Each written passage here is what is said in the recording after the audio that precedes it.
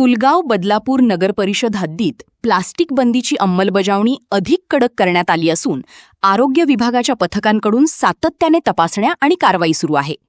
April 2025 दरम्यान विविध व्यावसायिक आस्थापनांची पाहणी करताना बंदी असलेल्या प्लास्टिकचा वापर आढळल्याने संबंधितांवर दंडात्मक कारवाई करण्यात आली.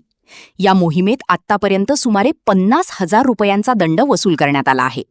ही कारवाई आरोग्य अधिकारी श्रेया शिरवटकर यांच्या नेतृत्वाखाली आणि मुख्याधिकारी मारुती गायकवाड यांच्या मार्गदर्शनाखाली राबवली जात आहे. नगर परिषदेच्या माहितीनुसार 1 एप्रिल ते 14 एप्रिल या कालावधीत शहरातील विविध भागांत तपासण्या करण्यात आल्या. या दरम्यान अनेक दुकानांमध्ये बंदी असलेल्या प्लास्टिक पिशव्या, कप आणि इतर साहित्य आढळून आले. तात्काळ कारवाई करत संबंधितांवर दंड आकारण्यात आला.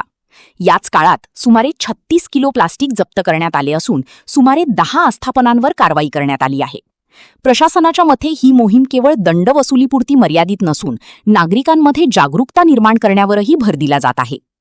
प्लास्टिक बंदीचा निर्णय पर्यावरण संवर्धनासाठी महत्त्वाचा मानला जातो. प्लास्टिकमुळे वाढणारे प्रदूषण, नाले तुंबणे आणि आरोग्यावर होणारे परिणाम लक्षात घेऊन ही बंदी लागू करण्यात आली आहे. मात्र प्रत्यक्ष अंमलबजावणी करताना काही अडचणी येत असल्याने स्थानिक प्रशासनाकडून अशा मोहिमा राबवून नियंत्रण ठेवण्याचा प्रयत्न केला जात आहे. या कारवाईबाबत नागरिकांमध्ये मिश्र प्रतिक्रिया दिसून येत आहेत.